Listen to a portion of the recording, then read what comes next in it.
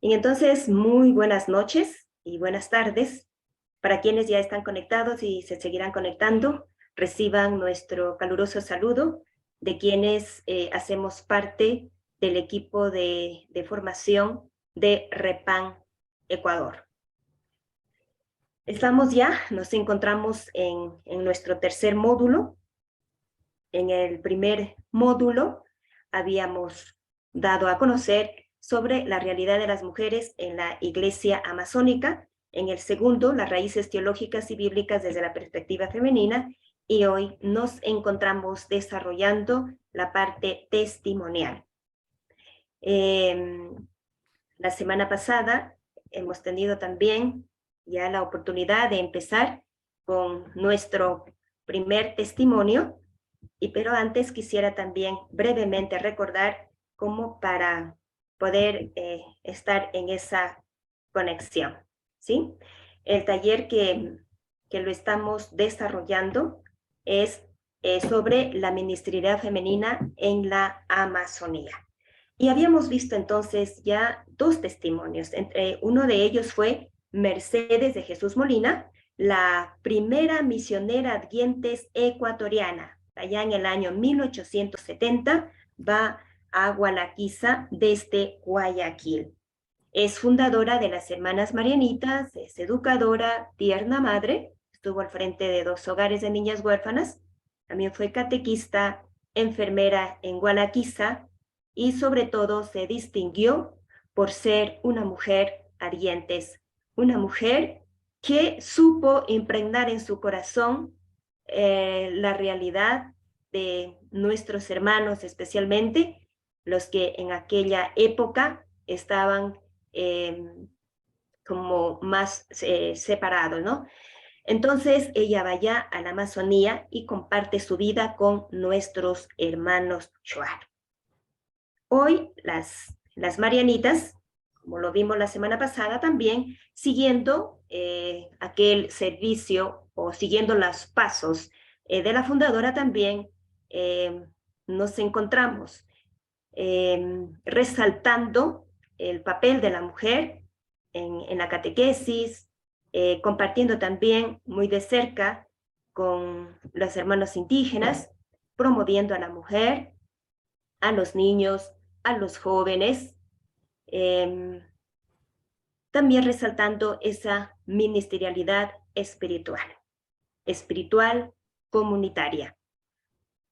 También vimos el testimonio de Nicolasa, una líder indígena que fue asesinada en Bolivia. Entonces, como podemos ver aquí también algunas imágenes que frente al testimonio de esta mujer valiente, luchadora, una mujer de fe, luego de su muerte queda la comunidad, quienes son las que llevan adelante esa ministerialidad iniciada por Nicolasa. Estas mujeres que muestran este rostro de Cristo, de un Cristo alegre, de un Cristo resucitado, de aquellas mujeres que son promotoras de la salud, de la educación, y aquellas mamitas abadesas que siguen fortaleciendo ese rol espiritual, social y político. Con esta breve introducción, entonces vamos a continuar y a conocer dos testimonios más en esta tarde. Pero antes quisiera también compartir, y ahí sí les voy a pedir también que me ayuden con la lectura, que vamos a proclamar unas bienaventuranzas de las mujeres. Entonces ahí, dos personas, para que vayamos compartiendo, leyendo, voy a compartir pantalla, para que vayamos leyendo las bienaventuranzas de las mujeres.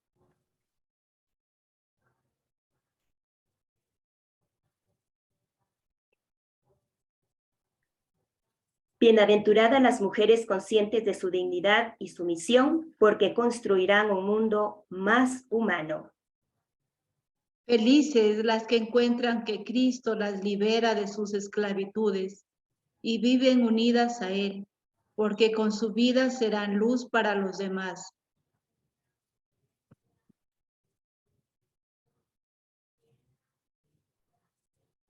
Felices, Bienaventuradas las mujeres que construyen la paz en su familia, comunidad, su patria y entre los pueblos, porque ayudan a tener esperanza en un mejor futuro.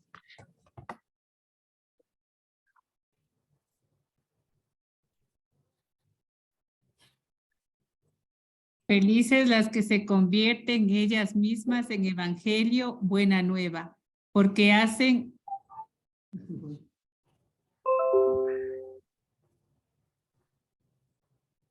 Perdón, porque hacen creíble que Dios vive entre nosotros.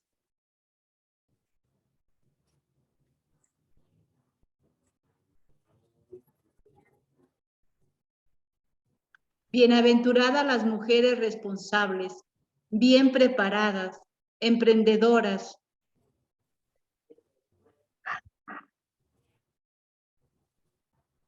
Emprendedoras que proclaman y construyen un mundo más justo.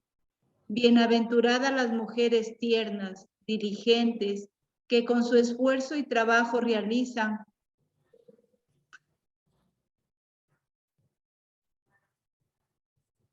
dichosas aquellas que con su feminidad manifiestan el rostro misericordioso del Padre.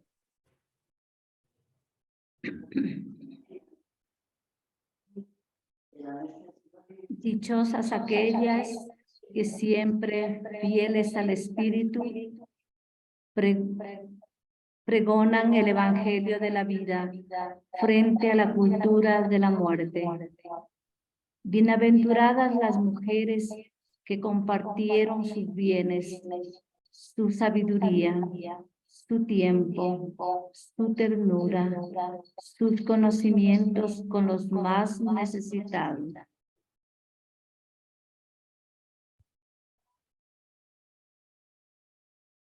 Dichosas las madres, las abuelas, las tías, las hermanas, maestras, las religiosas, que con sus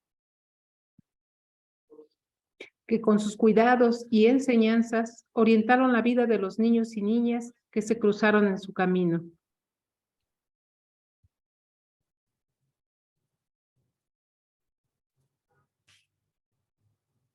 Felices esas mujeres, porque Dios las llamará amadas.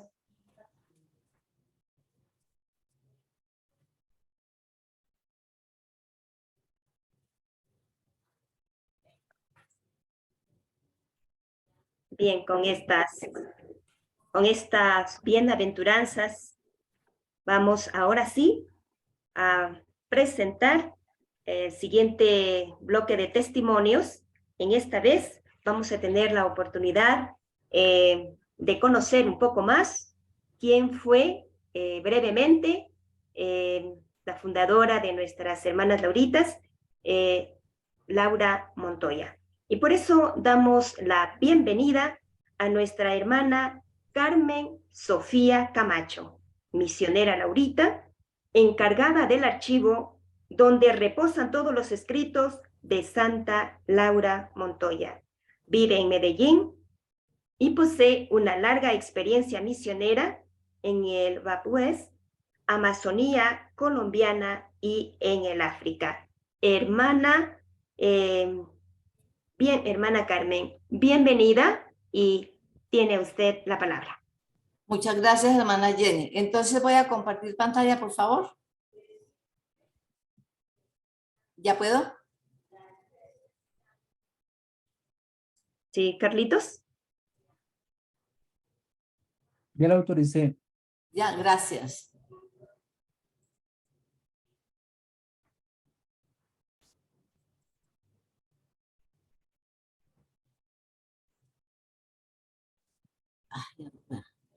Bien, entonces Santa Laura Montoya Opegui, como lo pedían ustedes, testimonio de espiritualidad y ministerialidad en la iglesia. Una pequeña introducción o presentación de la Madre Laura. Nació Laura Montoya Upegui en Jericó, Antioquia, Colombia, el 26 de mayo de 1874 y es canonizada en la Plaza de San Pedro en Roma por el Papa Francisco el 12 de mayo de 2013. Ya nos acercamos a los primeros 10 años de su canonización. Se lanza a la misión evangelizadora el 4 de mayo de 1914, cuando emprende el viaje hacia Dabeiba, a donde llega 10 días después con su madre y 4 compañeras. Estas maestras de los indígenas, como ellas mismas se identifican, inician un intercambio de saberes y aprendizajes hasta lograr hacer de su inserción entre el pueblo en Veracatío un punto de partida a la misión evangelizadora que hoy se prolonga en 21 países entre pueblos diferentes. Ahora bien, es bueno como recordar que esas primeras décadas del siglo XX, el contexto en el que Santa Laura Montoya vivió, no tenía problemas ecológicos, no eran destacados.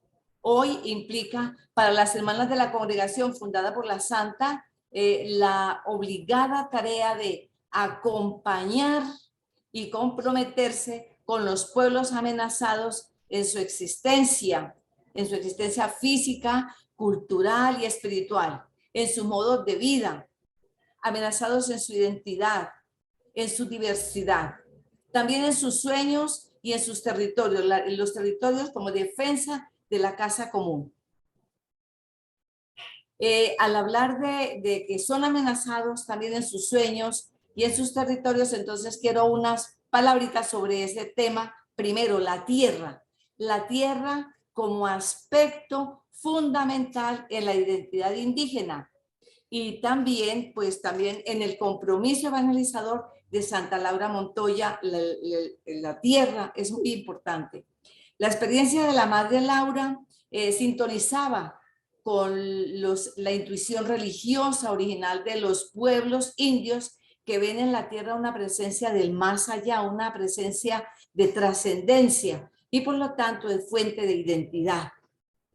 De ahí esa actitud innata que descubrimos en los pueblos indígenas para cuidarla, para tratarla con respeto, esa responsabilidad que tienen con su tierra y hasta una cierta veneración que descubrimos en ellos los que trabajamos en medio de esos pueblos indígenas, ¿no es cierto?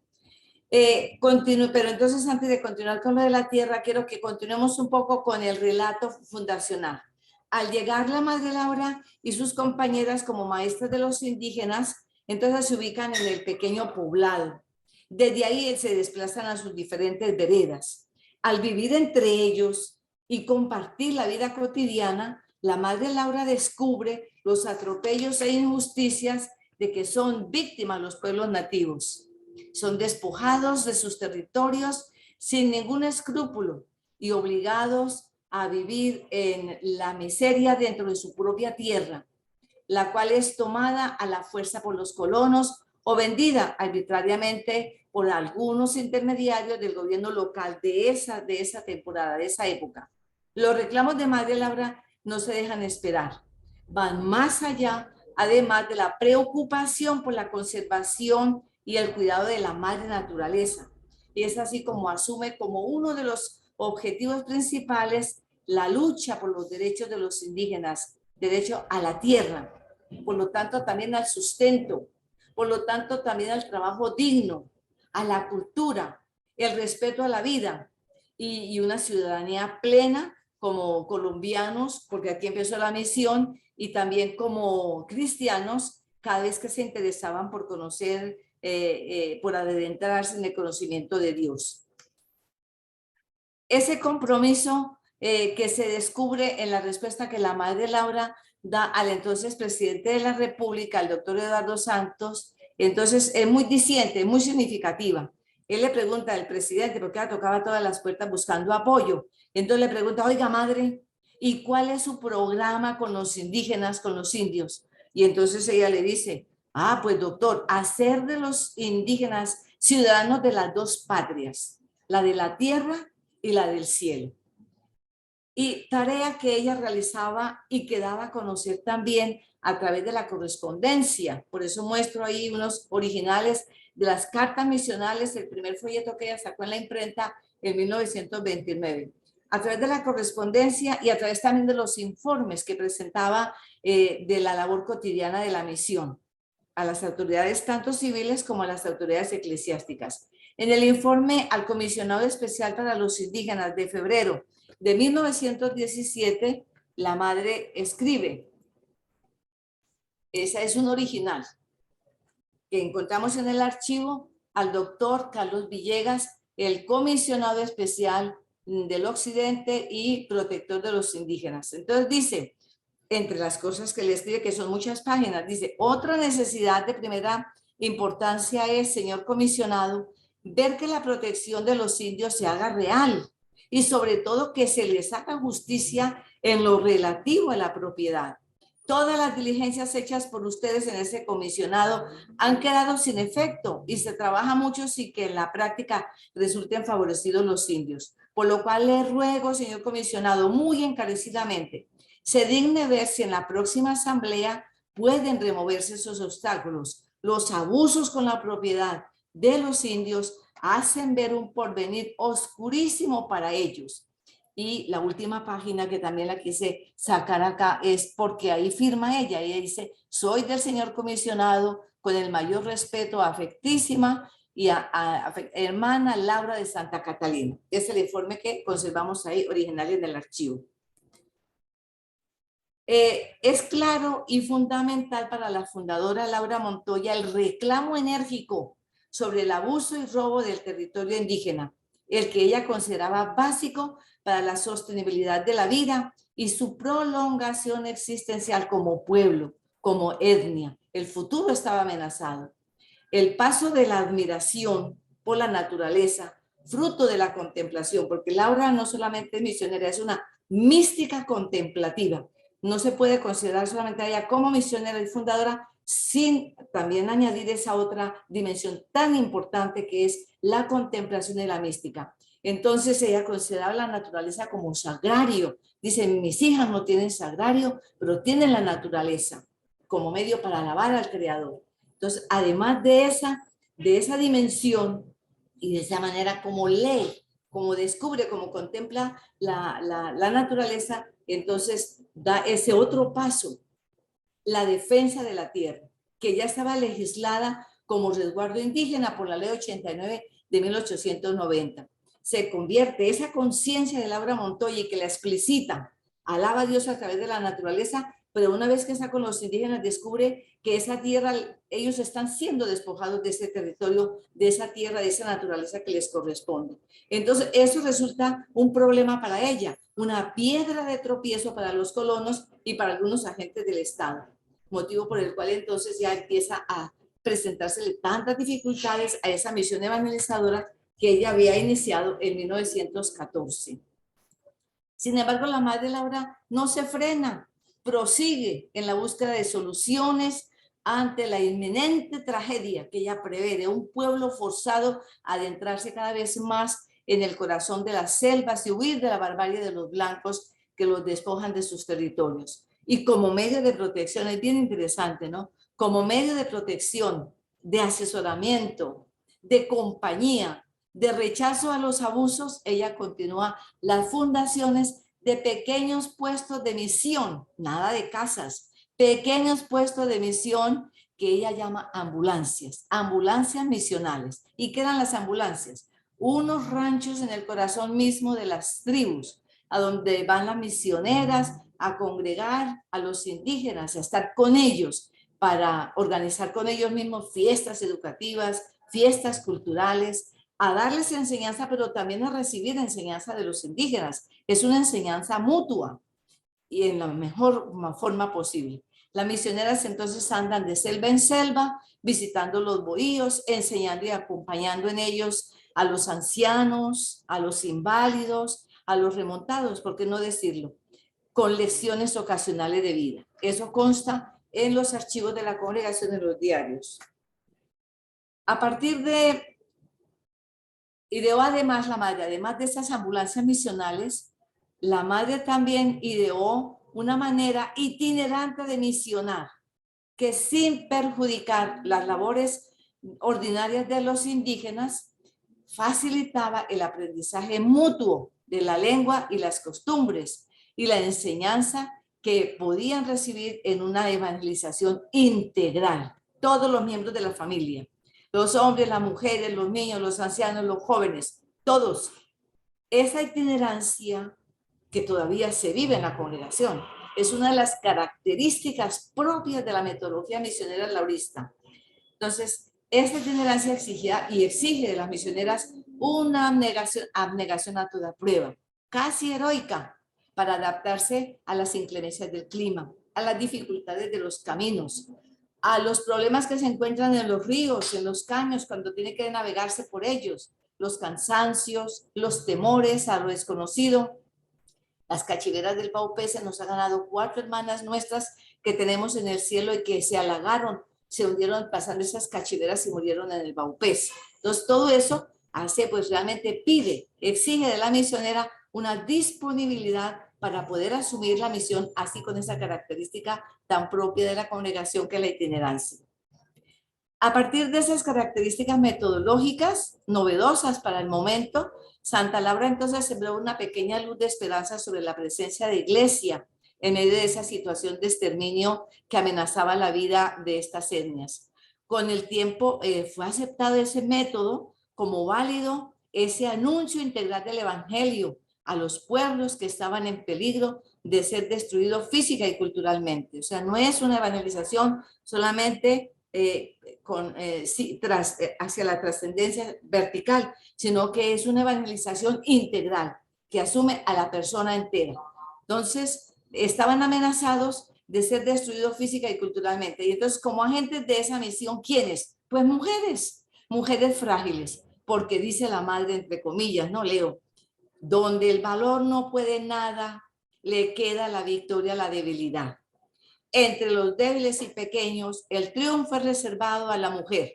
Lo dice ella, lo escribe, pero se lo dijo al doctor Carlos R. Restrepo cuando había sido nombrado presidente de Colombia y estaba en Medellín ya para irse, le pidió una cita porque ella tocó puertas por todos los lados. Y entonces le dice, no, es que mi proyecto es esto, doctor, y usted me tiene que ayudar como presidente, porque esos indígenas son hijos de Colombia también.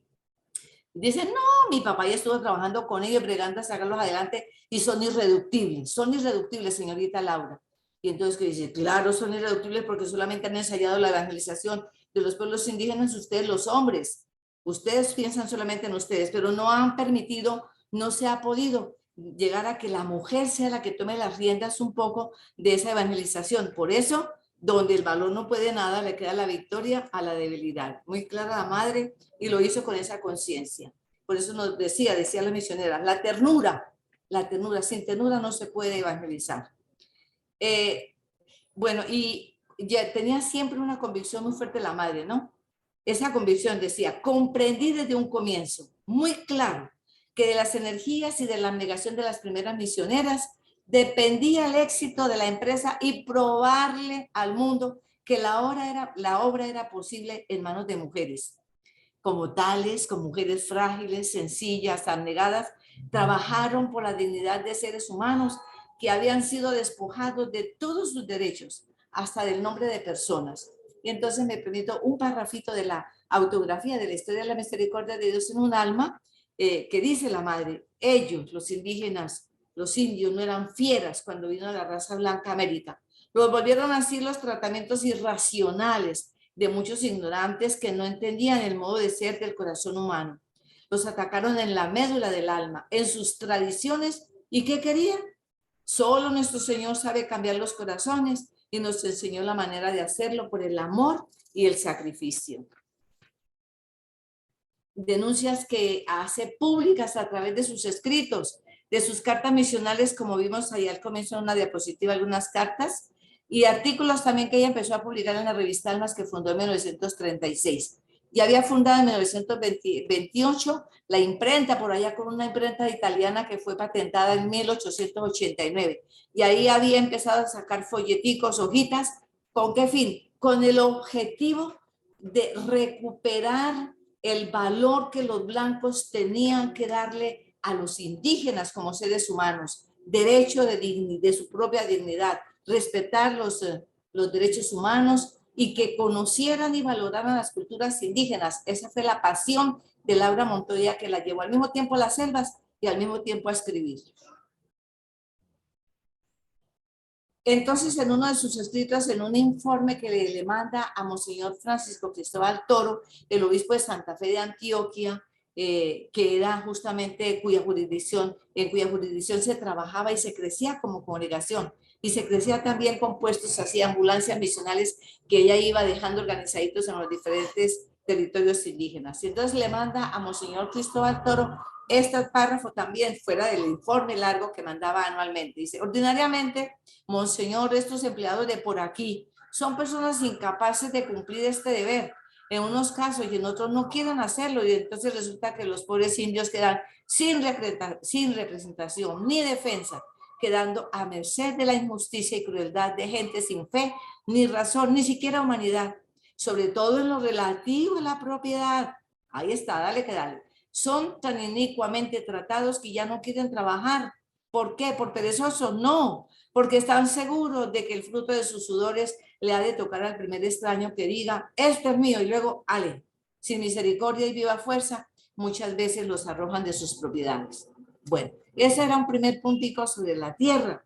Un segundo punto, defensa de la vida, porque estamos hablando del testimonio de Laura Montoya en la espiritualidad y en la ministerialidad de la mujer, ahora sí en la Amazonía, ¿no es cierto?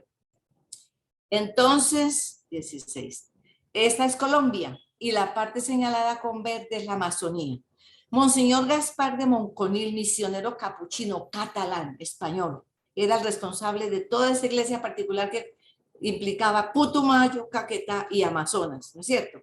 Entonces, ante la urgente necesidad de la presencia de misioneras en esos territorios tan maltratados por la empresa cauchera, solicitó por ahí en 1934 y 35 a la madre Laura el envío de misioneras que se hicieran cargo de los niños y las niñas huérfanas y huérfanos a consecuencia de la violencia generalizada en la explotación del caucho.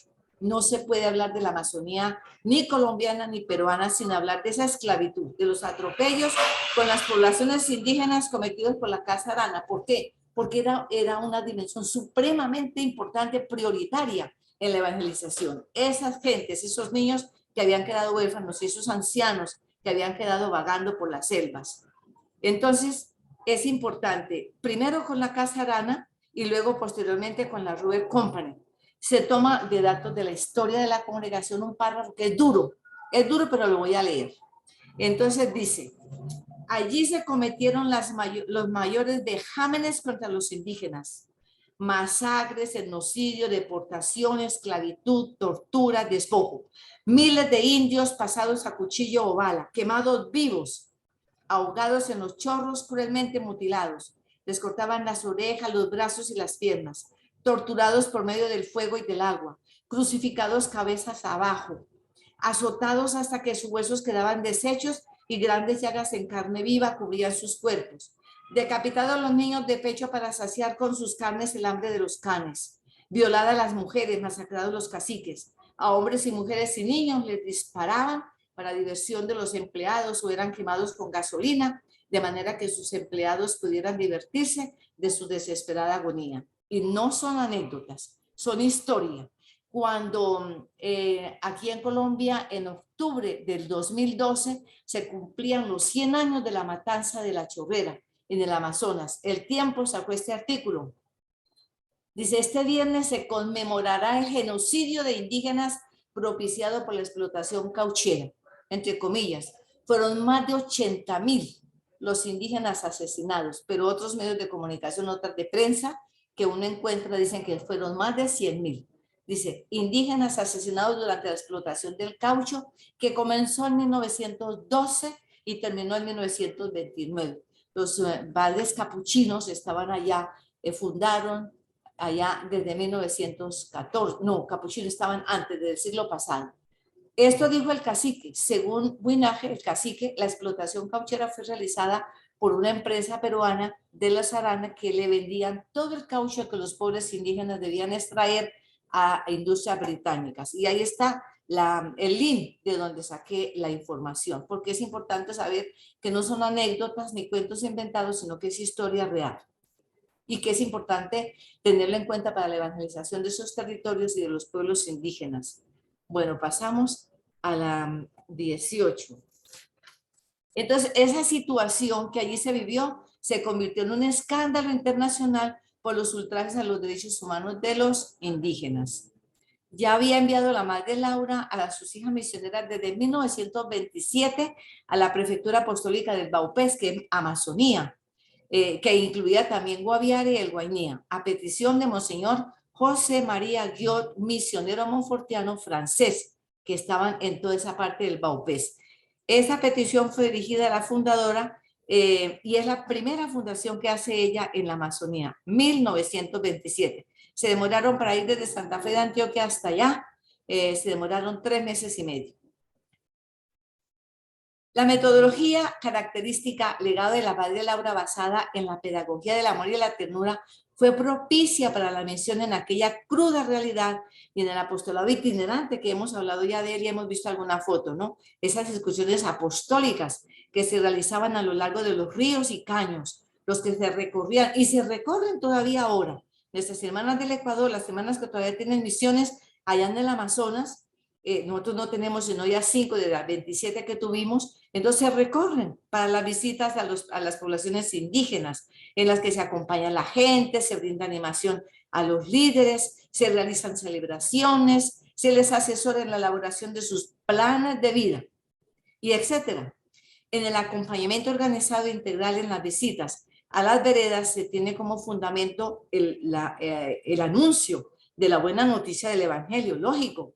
Es una transversalidad del anuncio del Evangelio en medio de todas las demás actividades que miran y que siempre tienen a la persona en el centro. Una palabrita también sobre los resguardos, por favor, ya voy terminando. Cuando la madre Laura emprendió la defensa de la tierra en favor de los pueblos nativos, había descubierto que era urgente abrir los ojos para entender lo que estaba pasando con los indígenas que vagaban sin sembrados y sin futuro. Ellos se consideraban y se consideran hoy todavía verdaderamente hijos de esta tierra, de la Pachamama. Para los indígenas vivir migrantes es experimentarse en exilio porque no están en su propio hogar, en su hábitat natural. Es la razón por la que la fundadora, conocedora de los desastres del despojo de la tierra, asumió con suma complacencia el envío de sus misioneras a territorio del Amazonas, de los que se hablaba en pleno desastre de la esclavitud cauchera, y aceptó la fundación con mucha ternura, con mucho amor, pues era una manera directa que correspondía a ese anhelo de su corazón de hacer conocer a Dios en otras regiones, pero mucho más al saber la situación tan dolorosa en que se encontraban esos hijos del alma. En el saneamiento de las tierras, de los resguardos y la formación de los líderes, la organización de los equipos misioneros, sacerdotes, como ven ustedes en la foto, misioneras, catequistas, líderes, han tomado parte activa y responsable, como también en la recuperación de su cultura y de sus idiomas. Muy importante. Las misioneras lauritas entonces prolongan su presencia hoy en la Amazonía del Ecuador, que fue fundado por la Madre Laura Ecuador en 1940, por la jerarquía eclesiástica que venía a buscarla. Mándenos hijas suyas allá también. Esa fundación de nuestro hermano país fue en 1940, luego se fundó Venezuela, Perú, Brasil, Bolivia, y estamos en otros pueblos, están las Lauritas en otros pueblos indígenas de Paraguay, de Chile, de Panamá, Costa Rica, Honduras, Guatemala, México, etcétera, etcétera. Bueno, habíamos dicho que uno de los objetivos que las hijas de Laura Montoya asumen con mucha responsabilidad y que consta en el plan actual de la congregación, acompañar y comprometerse con los pueblos amenazados en su existencia física, cultural y espiritual, en sus modos de vida, identidad, diversidad, ¿verdad? Pero resulta que también hay un segundo objetivo muy importante, es el grito por la tierra, la cual ha sido explotada y oprimida de diferentes maneras a lo largo de la historia, y que a las Lauritas de alguna manera nos ha tocado acompañar. Primero vino la época de los caucheros, de la cauchería, Después vino la época de los cazadores, vendedores de pieles por allá en el extranjero, allá, matando los animalitos en plena selva. Vinieron los coqueros, que hicieron cambiar las plantaciones de yuca, de plátano, de maíz por coca, y después lo dejaron en la miseria. Luego vinieron los mineros, por ahí tenemos en Taraira, la mina de oro.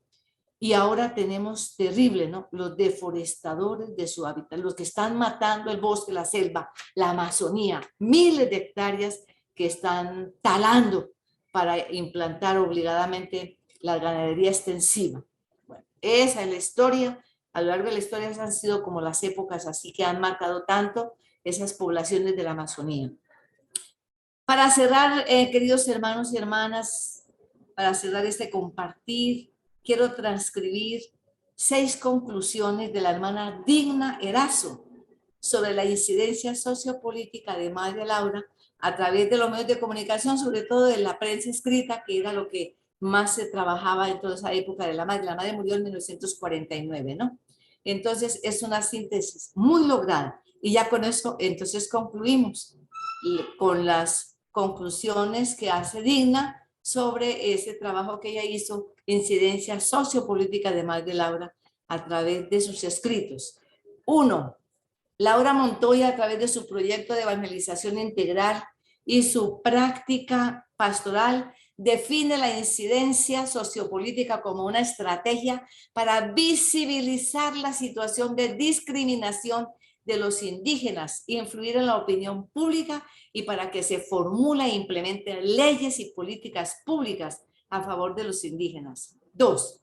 Con su tenacidad y confianza en Dios logra un cambio en valores, actitudes y comportamientos en las autoridades civiles, eclesiales y la sociedad con respecto a la pobreza, sus causas y soluciones en la que viven los indígenas. 3. La Santa Laura Montoya respeta, promueve, defiende y garantiza los derechos individuales y colectivos de los pueblos indígenas. 4.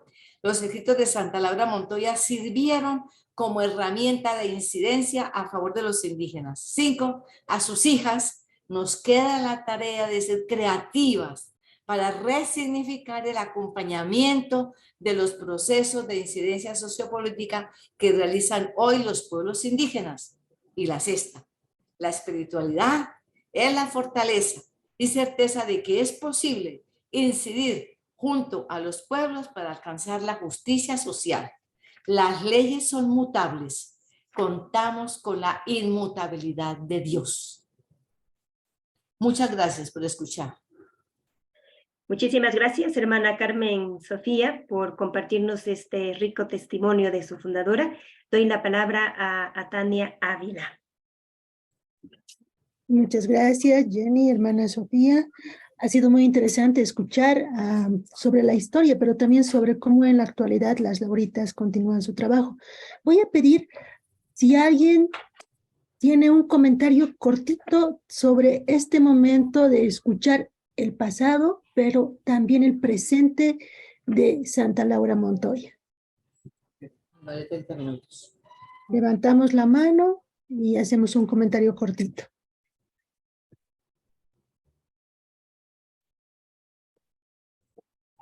No hay comentario, Jenny. Entonces voy a aprovechar y pasar para presentar a María Eugenia. Nos dice por el chat que las leyes cambian. Es verdad, cambian. Y Vicenta, ¿quieres contarnos un comentario? Estás con el micrófono apagado. Ahora sí. Gracias. Sí, felicitar a la hermana Jenny por su ponencia, que realmente pues es muy grandiosa en el sentido pues de recordar toda la vida de esta gran misionera Laura Montoya, y también pues todo el legado que ahora lo siguen haciendo las Lauritas, que yo también pues tengo la suerte de conocer, que ahí tengo una prima, que son pues muy entregadas y están en los lugares más periféricos pues de estas zonas para lo que nació esta misión tan rica. Que Dios les bendiga y que siga adelante y que tengan pues también muchas y santas vocaciones. Muchas gracias. Gracias, Vicenta. Laura, ¿estás afirmando o estás levantando la manito para hacer comentario? ¿Micrófono? Micrófono Sí, para Laura. Ah, sí. Yo quisiera preguntarle a la hermana que expuso sobre la madre Laura Montoya, ¿no? ¿Cómo ella leyó la vida de la madre Mercedes de Jesús Molina, la biografía de ella, y se inspiró en la vida de nuestra madre fundadora para su obra? Ver la madre, ¿qué me puede decir sobre esto? Y después también la impresión que me causa que la madre les dice, no tenemos sagrario, el sagrario es la naturaleza. Eso a mí me estremeció enormemente. Y pues esto de ser misioneras itinerantes, de no preocuparse por la casa, en realidad que es algo altamente positivo, ¿no? Entonces eso sería preguntarle a la madre qué hay de verdad sobre eso. Sí, la madre habla en su autobiografía, cuenta cuando está en la búsqueda, porque ella tenía como esa convicción de que su vocación era carmelita, para el Carmelo. Ella solamente funda cuando ya tiene 40 años, ¿no es cierto? Cuando se va a tierras indígenas, pero ya había ido en 1908, había ido a Guapá, y en 1912 también se había hecho un recorrido por el Urabá antioqueño, descubriendo y tratando de cerca a los indígenas. Tanto se dice que en el viaje a Guapá en 1908 ya fue intuyendo la metodología que después desarrolló en Da Veiga. Y ahí menciona cuatro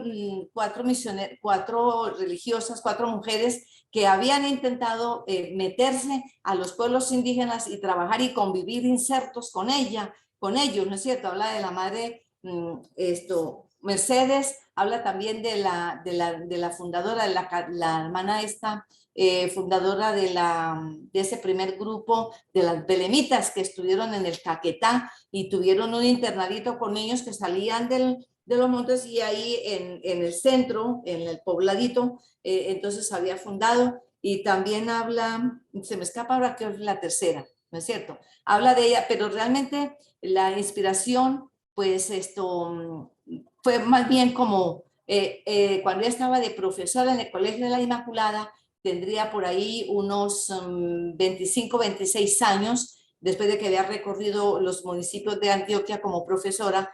4 años llegó a Medellín y era la encargada, era como la vicerrectora. Llegó un señor Gómez del río Norosí, que desemboca en la Magdalena, y entonces le dijo, señorita Laura, yo vengo con la preocupación, allá en la desembocadura del río tenían una mina ellos, donde trabajamos, salen indígenas, salen indios, y todos asustados nos miran, y cuando queremos acercarnos, entonces se van. Yo les ayudo económicamente, no hay quien vaya. Y la madre empezó a tocar puertas en vida religiosa y en vida femenina y masculina, a ver quién, pero lógico era dejar el pueblo, dejar la ciudad, dejar de pensar en conventos instalados y ubicados en los corazones de las ciudades y irse para allá, para el monte. Entonces no fue posible porque no era la costumbre, no era una vida religiosa que se usaba en ese momento. En ese momento la vida religiosa siempre entregada a la gente, a los más pobres, pero los pobres venían a sus conventos, los niños venían a sus internados, los ancianos venían a sus ancianatos, los huérfanos venían a sus orfelinatos, ¿no es cierto? Las niñas venían a buscar la ayuda en las religiosas que se dedicaban a la mujer, a la formación, pero que ir a ellos y vivir con ellos y hacer una vida así itinerante, pues realmente no la encontró. Entonces fue cuando ella, de tanto tocar puertas, entonces y Monseñor Pardo, que le dice, no, tu vocación es el Carmelo, tu vocación es la misión como Ana la profetisa. Entonces ya ella dice, pues me va a tocar a mí. Fue cuando ella empezó ya seriamente a pensar en irse para el monte, no a fundar una escuela para que vinieran, sino a irlos a buscar bohío en bohío, comunidad en comunidad, ríos, caños y todo lo que ya sabemos de ella, porque si leemos la historia de la misericordia de Dios en un alma, ya con esto tenemos el mejor testimonio, ¿verdad? Muchas gracias. Lo de la naturaleza, una palabrita. Lo de la naturaleza, ella recorría las selvas para ir a Antadó, justamente un pobladito de indígenas por allá en el corazón ¿cómo se llamaba? De Antadó. Entonces ella mirando la selva dice, mis hijas no tienen sagrario, mis hijas no tienen sacramentos, mis hijas no tienen misa diaria, y toda esta naturaleza, nada, no tienen sagrario, pero tienen la naturaleza. Y empezó a enseñarles a las hermanas cómo la naturaleza del templo, donde se podía descubrir al Creador y alabar a través de esa naturaleza, alabar y bendecir y agradecer al Creador, y de ahí salió ese amor y esa voz mística de la naturaleza tan hermoso que es el libro. Ya no me pregunto. Muy largo, no me largo. Gracias, Sofía. mostrarles cómo entre el vivir y el sentir de varias mujeres se puede ir transformando la historia, ¿no? Y para seguir viendo cómo se transforma la iglesia desde el sentir, desde el espíritu y desde la acción de las mujeres, vamos a escuchar acerca de Sor Troncati.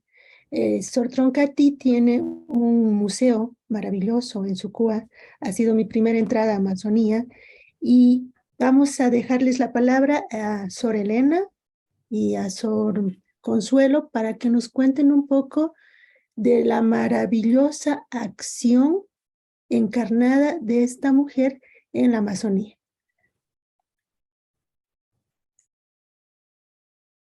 Bueno, un saludo muy cariñoso para todos los presentes.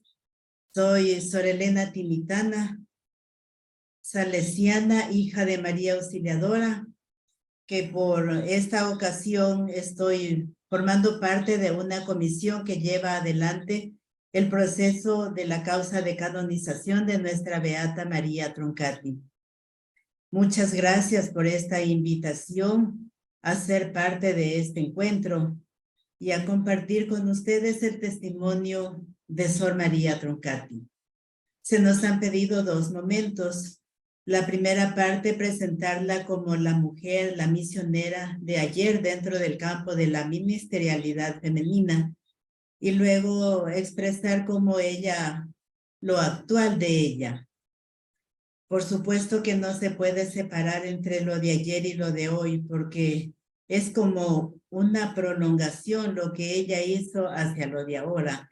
Y fue tan actual en su tiempo como es tan actual lo de hoy también, refiriéndonos a Sor Troncati. En mi caso, voy a presentarles un video en el cual se recoge aspectos muy importantes de nuestra Beata. Quisiera que me ayuden para compartir la pantalla. Ustedes lo van a hacer, Sor Carmita, ¿lo vas a hacer desde allá?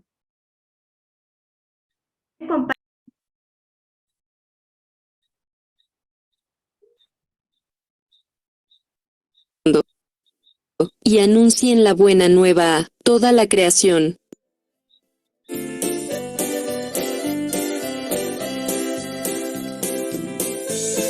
Sor María Troncati nace a la vida el 16 de febrero de 1883 en Corteno, Brescia, Italia. Es la tercera de una familia de campesinos. Su niñez y adolescencia fueron muy alegres, pues las compartió con su familia, de quienes aprendió a ser trabajadora, gentil y bondadosa. En la escuela, leía el boletín salesiano que le da su maestra Buila, donde encuentra testimonios de misioneros y misioneras, y se entusiasma por este ideal de ir a tierras lejanas.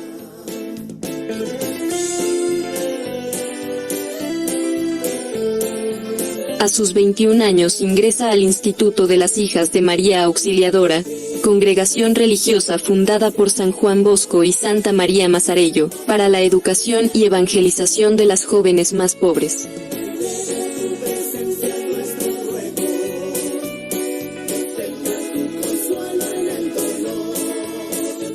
Se capacita como enfermera en su tierra natal, presta su ayuda a las niñas, hermanas y soldados heridos que volvían de la guerra.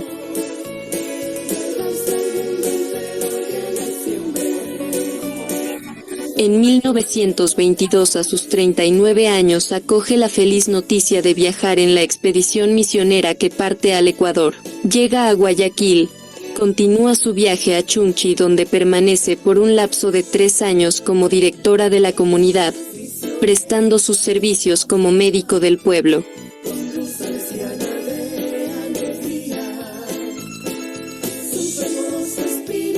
En el año de 1925 se traslada a Cuenca, para desde allí ingresar a la Amazonía, en un viaje aproximado de 1 mes junto con toda la comitiva, llegando a Méndez, sede del vicariato en aquel tiempo.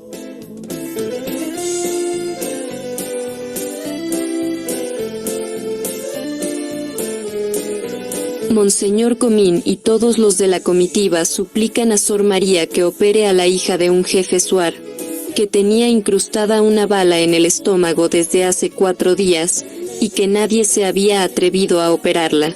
Aquel día el tuntuy sonó anunciando: ha llegado una bruja más bruja que todos los brujos. Fue paso libre para ella y para todos los que van con ella.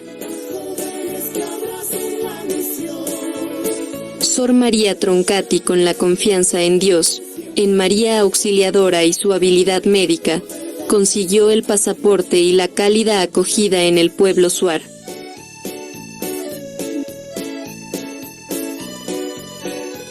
Sor María Troncati ha sido testimonio ocular de la Amazonía como tierra árida y de soledad, de distancias inconmensurables, de jornadas cansadísimas, a través de peligros de toda clase y penurias indescriptibles.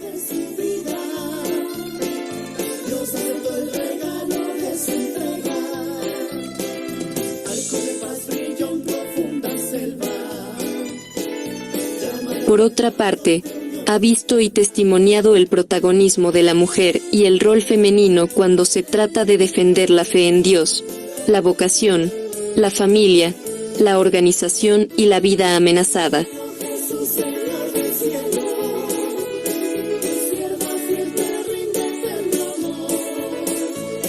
Durante su tiempo de vida en la Amazonía vio crecer las poblaciones. Fue testigo de los adelantos que surgieron a partir de la luz eléctrica, el molino, la radio, la escuela, el Hospital Pío XII y las pistas de aterrizaje.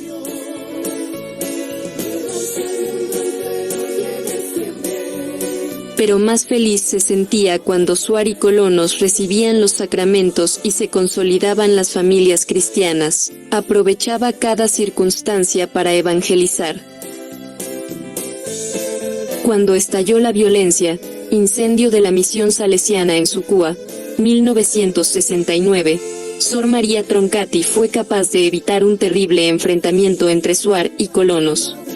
¿Cómo pudo lograrlo? Con una actitud de perenne disponibilidad, se hizo toda para todos, les amaba sin condiciones, era muy querida por ambos grupos, todos acudían a ella, no solo por remedios, sino para conversar y pedir consejos.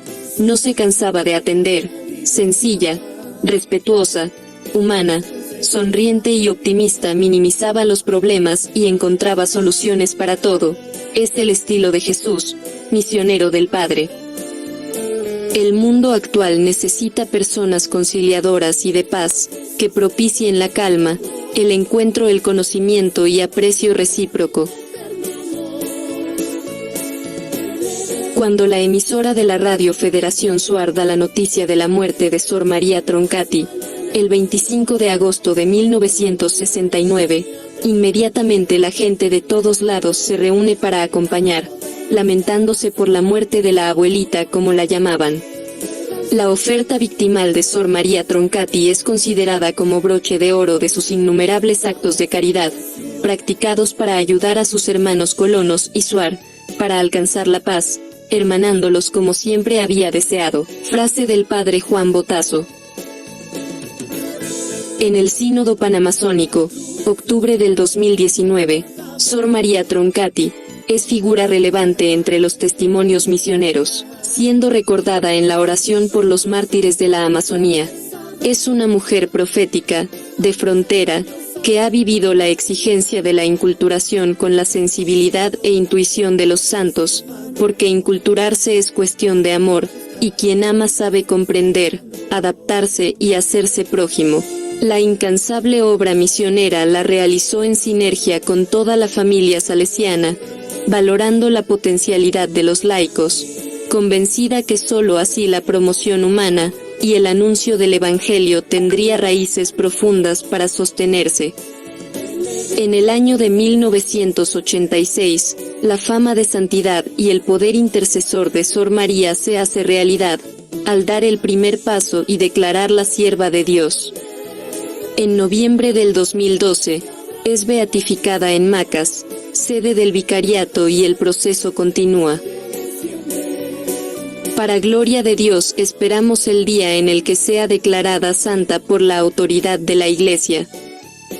María Auxiliadora, nos obtenga el valor de continuar sembrando esperanza y alegría con corazón misionero, que juntos podamos contagiar a tantos jóvenes la belleza de la santidad de Sor María Troncati y con ellos y por ellos afrontar con audacia apostólica los desafíos del mundo actual.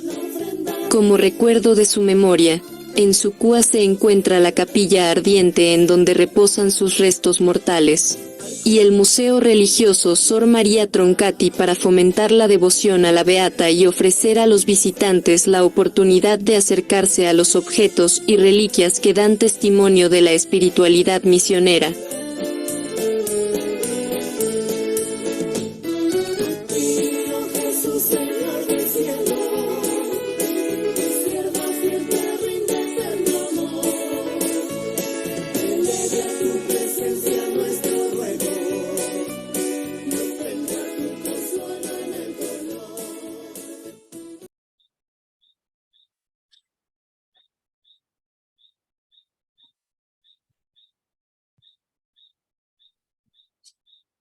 Esta es entonces la primera parte y a continuación Sor Consuelo va a completar todo lo relacionado a la vida de esta grande mujer.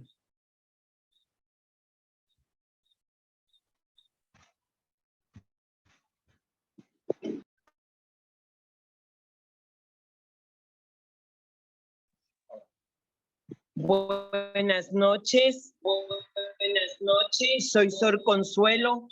Soy Sor Consuelo, hija de María Auxiliadora.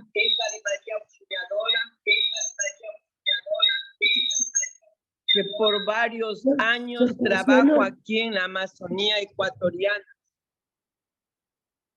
Presentaré un testimonio de cómo la vida, a ejemplo de nuestras primeras hermanas misioneras, realizamos aquí. La mujer en el mundo de hoy, mujer don de Dios, que recibiendo el mensaje de Él, cumple la voluntad con entrega y decisión. Si hemos ya hojeado la Sagrada Escritura, las diferentes figuras de mujeres que con su vida, sus actitudes, colaboran en la historia de la salvación, entre las que podemos anotar y sobre todo esa colaboración incondicional en el plan de salvación a María, Madre de Jesús, Madre de la humanidad, Madre nuestra. María es el modelo de las mujeres, sobre todo en los siguientes valores: entrega, decisión, sacrificio, donación, amor, silencio, trabajo, obediencia, generosidad. Ejemplo de vencer cualquier sufrimiento. Si quisiéramos enumerar más valores, no sería posible, porque en María descubrimos todos los valores. Pero dentro de esta realidad actual en la que vivimos y tenemos la misión, podemos anotar algunas mujeres que por su entrega, su donación, entre las que merecen especial atención, tenemos a las misioneras, en este caso a la misionera Sor María Troncati, que dejando su patria, dejando su familia, su estilo de vida, su manera de vestirse, de pensar, hasta de alimentarse, ha decidido venir a tierras desconocidas para entregarse a Dios por el bien de los hermanos.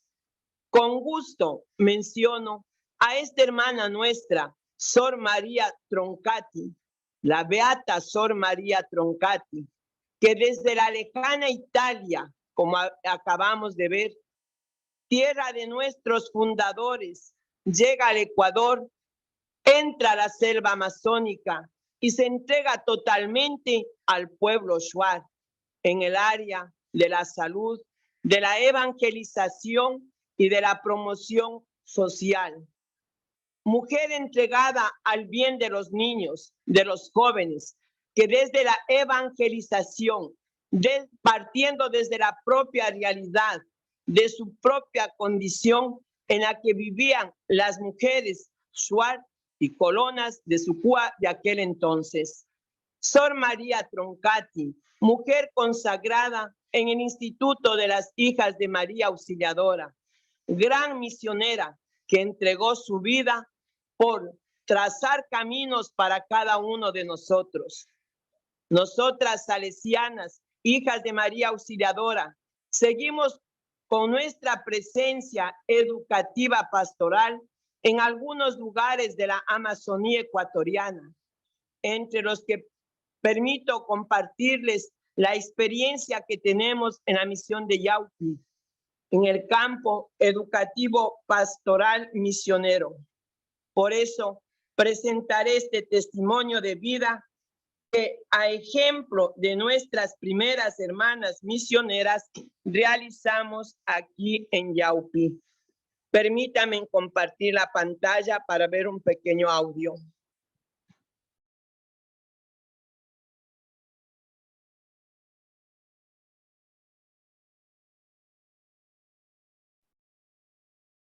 Jenny, ¿se le puede habilitar, por favor, para que comparta pantalla?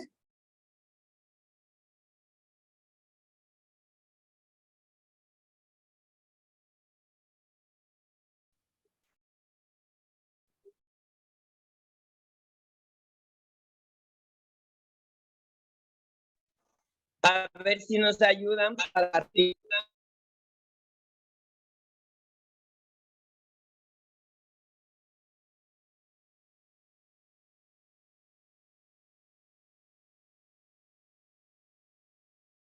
Vamos a darle un minutito a Jenny para que pueda compartirnos el audio.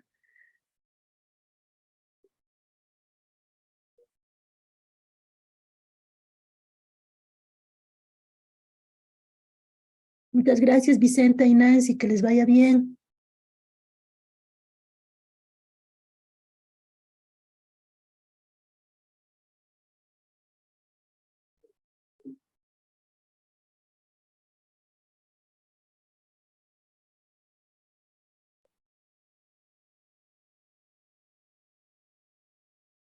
Jenny, tienes el micrófono apagado, entonces no te escuchamos.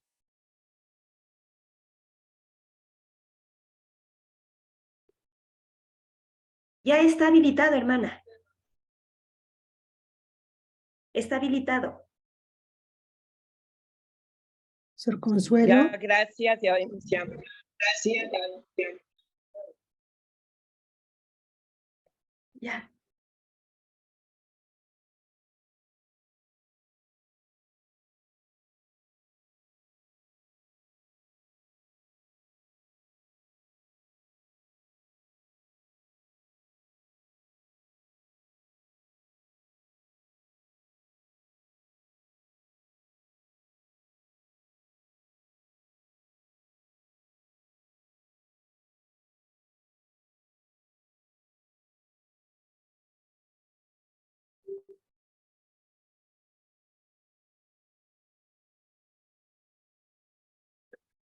Sor Consuelo, ¿se puede compartir?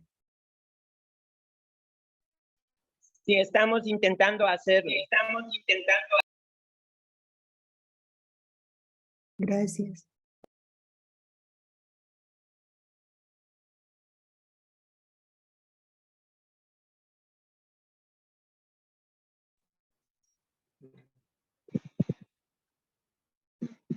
Aquí.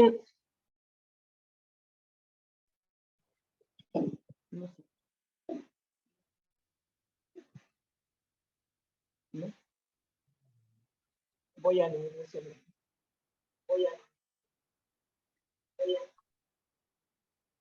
Pues vamos a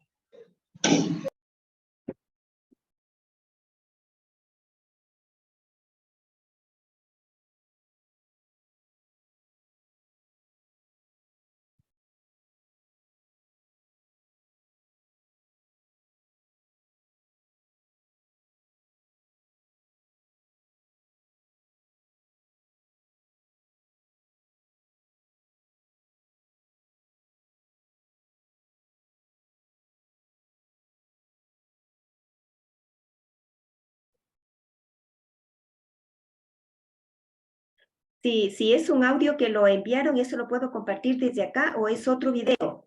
Porque yo tengo aquí un audio.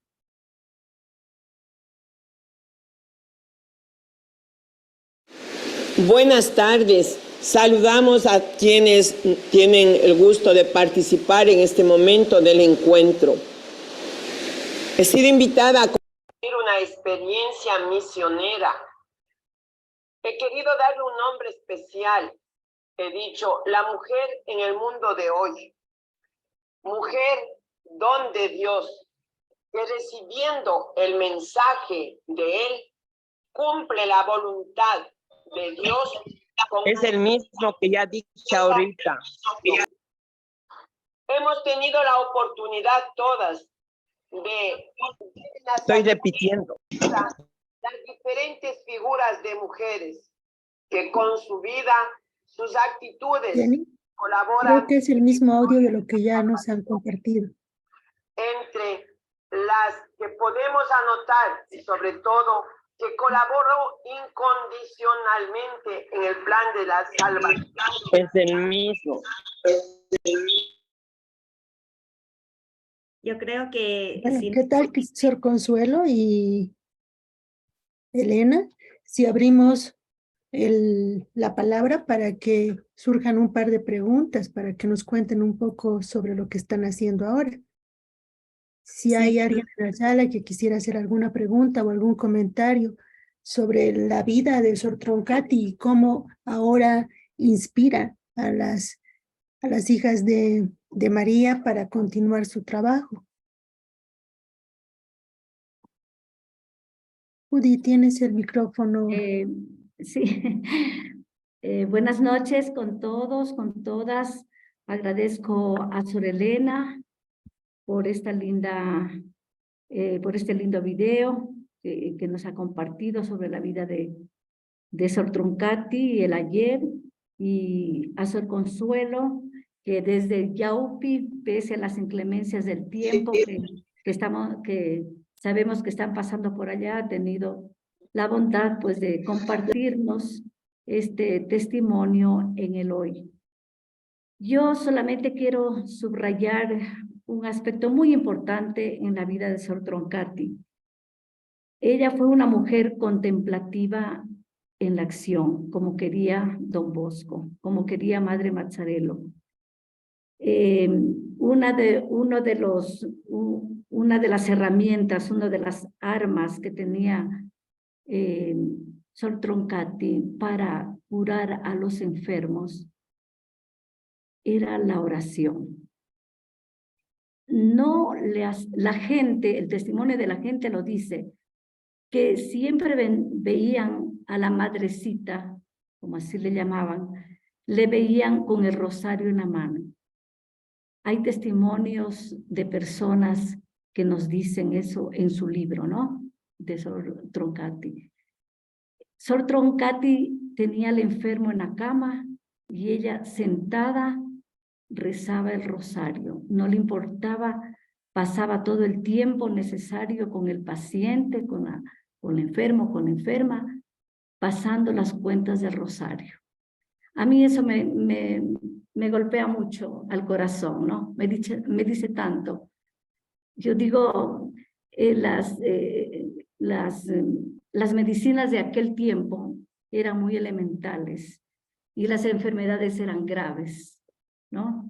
Ahí hay testimonios maravillosos de personas que dicen, bueno, su lenguaje, ¿no? De la gente sencilla, dicen, Madre Troncati me curó. Sabemos que Dios es el que obra en las personas, ¿no? Pero entonces es el modelo de oración para nosotras, hijas de María Auxiliadora, y para todo cristiano, ¿no?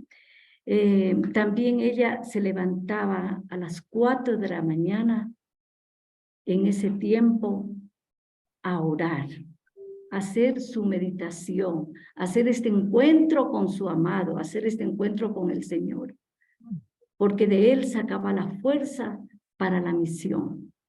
Era la meditación, la Eucaristía y luego el misionar. Esto me golpea tanto en la vida de Sor Troncati. Otro aspecto que me gusta, me encanta de Sor Troncati. En su tiempo ella veía el futuro, era una mujer de futuro, ¿no? Y por eso aglutinaba a las jóvenes y las preparaba para que sean enfermeras. Sabemos que ella en Varazze, en Italia, se preparó para ser enfermera y ella acá ejerció su ministerio de la sanación a la gente con medios elementales, pero sobre todo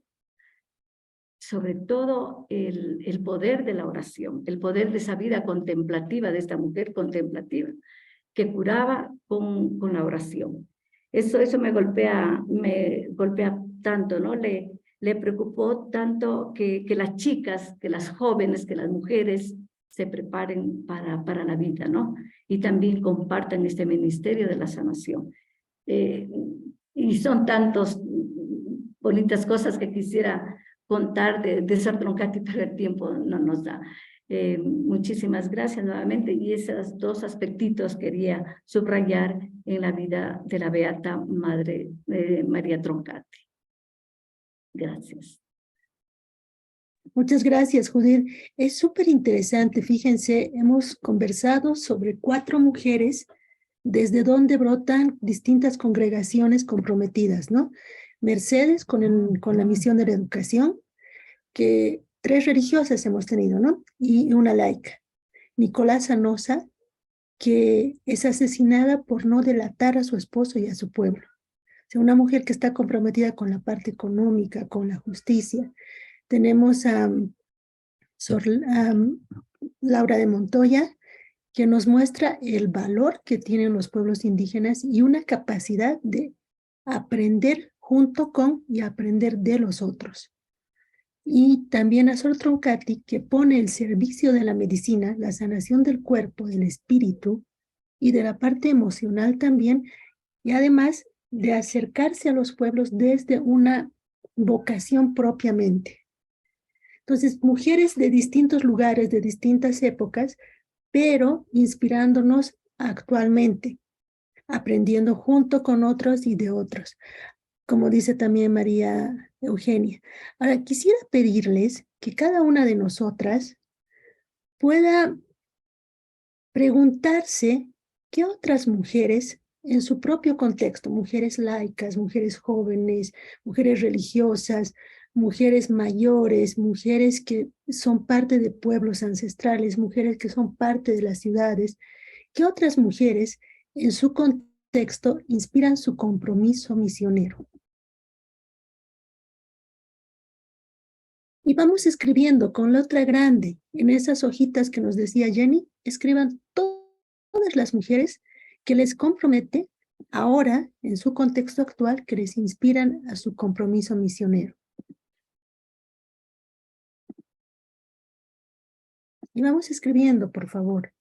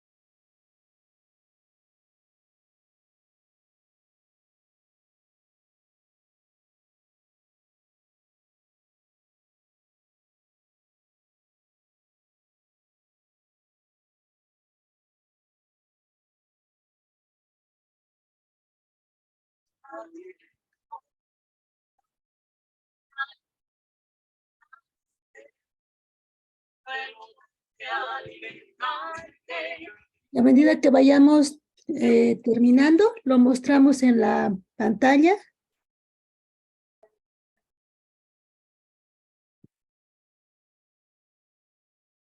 Yo estoy pensando en 2 mujeres de mi vida cotidiana que me inspiran.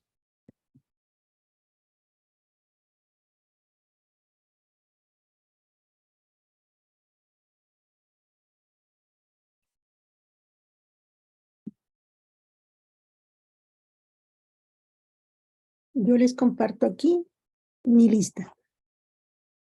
Y vamos compartiendo a medida que terminamos.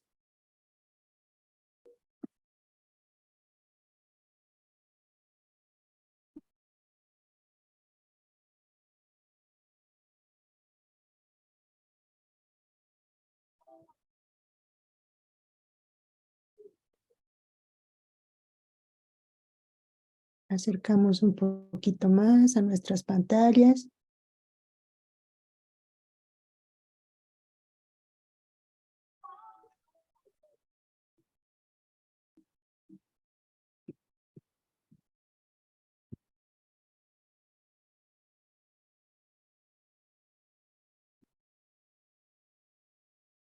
En el chat también podemos ir escribiendo. Mauge nos dice Rita, Mamita Vanessa, Yolanda, que es una animadora de la fe. Y yo les comparto a Inés, que es una amiga de camino, a Rosario, con quien trabajamos diariamente, a Mauricia, a Mauricia y Justina, mi abuela y mi bisabuela.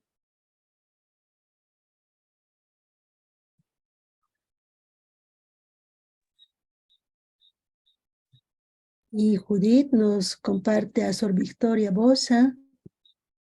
¿Quién más tiene su papelito por ahí? Elena, un poquito más cerca, por favor. Anita, que es catequista. Nita, que es catequista. Después, ¿quién está? Está Silvia, que ella tiene el Ministerio del Canto. Y la familia Guncay, porque hoy también las familias pueden ser las personas que nos motivan para la entrega a Dios desde sus diferentes habilidades que tienen. Estas personas son las que ayudan en la iglesia al Padre. Me encanta su presencia, su testimonio como laicos. Muchas gracias. Jenny, ¿qué te parece si vamos cerrando mientras vamos contemplando los nombres y en los nombres las personas que nos siguen inspirando, las mujeres que nos siguen inspirando? Te dejo la palabra. Sí, así es. Muchísimas gracias, de verdad, como un espacio de oración.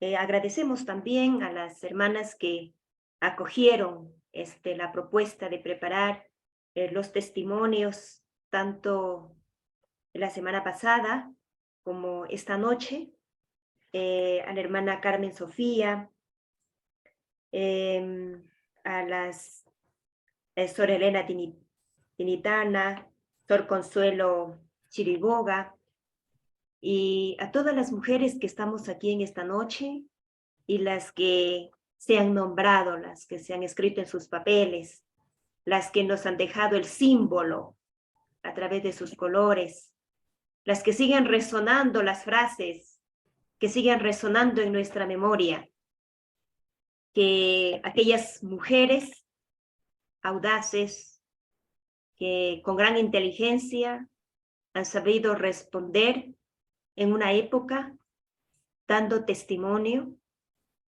mujeres del espíritu, mujeres de fe. Son a ellas quienes han dejado las huellas. Y ahora pues nos corresponde también a nosotras dejar huellas para las que vienen. Traemos también a la memoria a tantas mujeres que están anónimas, pero que son la fuerza dentro de la iglesia, dentro de sus culturas, dentro de sus familias, dentro de sus territorios. Y aquellas mujeres que han entregado su vida desde el silencio. ¿Cuántas mujeres no conocemos? Pero que estamos sintiendo también su fuerza al hacer memoria de aquellas mujeres que hace muchos años vivieron a plenitud el Evangelio. Y gracias también, Tania, por acompañarnos. De allá estás desde Bolivia, ¿no? Quienes se han conectado también desde Perú, desde Colombia y de aquí de Ecuador. Por eso, juntas, tomadas de la mano, junto a María de Nazaret, esta gran mujer vamos a decir: Dios te salve María, llena eres de gracia, el Señor está contigo. Bendita tú eres entre todas las mujeres, y bendito es el fruto de tu vientre, Jesús. Santa María, Madre de Dios, ruega por nosotros pecadores, ahora y en la hora de nuestra muerte. Amén. Muchísimas gracias. Les agradecemos de todo corazón por su tiempo. Justamente estamos terminando a la hora propuesta, que van a ser las 7:30. Que Dios nos acompañe, y a la vez también invitamos ya para el próximo jueves, que también tendremos otros testimonios. Entre ellas está hermana nuestra, ahí que también murió en la Amazonía, nuestra hermana capuchina, Inés Arango. Ay, qué bello. Y otras mujeres más que con su vida también fortalecerán más este espacio de servicio misionero, este espacio ministerial. Muchísimas gracias de corazón. Un gran abrazo para cada una de ustedes. Gracias también. Gracias. Gracias. Doctora Elena, chao. Muchas Sor María gracias de Lourdes. Buenas noches. Muchas gracias.